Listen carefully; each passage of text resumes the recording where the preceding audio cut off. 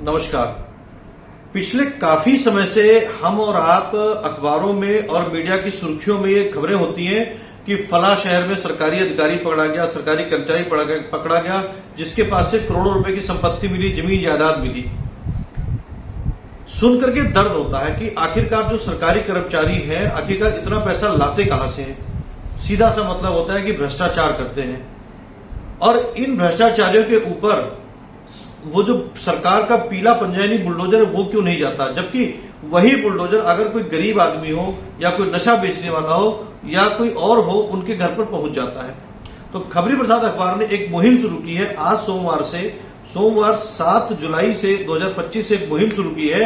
हम सरकार से इस बात की लगातार मांग करेंगे कि आखिरकार जो बुलडोजर है, ये पीला पंजा है, ये गरीब आदमी के घर पहुंच जाता है, नशा बेचने वालों के घर पहुंच जाता है, इन सरकारी अधिकारियों के या सरकारी कर्मचारियों के घर पे क्यों नहीं पहुंचता, जो पूरी तरीके से भ्रष्टाचार में लिप्त होते हैं, भ्रष्टाचार करके अकूत दौलत जमा करते हैं।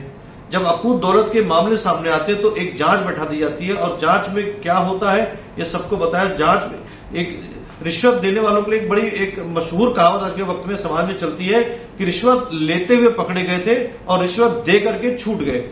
ये जो एक जुमला बन गया है समाज के अंदर आम लोगों के बीच में, इस जुमले को सरकार तक पहुंचाना है। शायद सरकार के कानों तक ये आवाज नहीं पहुंच रही है कि रिश्वत लेते हुए पकड़े गए थे, रिश्वत दे करके छूट गए। तो खबरी प्रसाद अखबार की ये मुहिम है।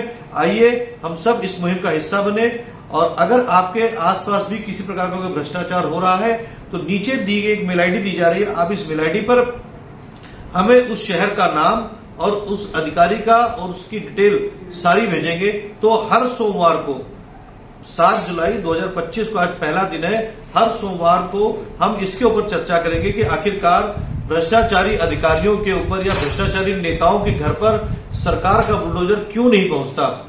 ये आज खबरी प्रसाद दैनिक अखबार है, उसमें ये शुरुआत की गई है। पहली खबर छपी, पहला एपिसोड था, पहली खबर छपी है।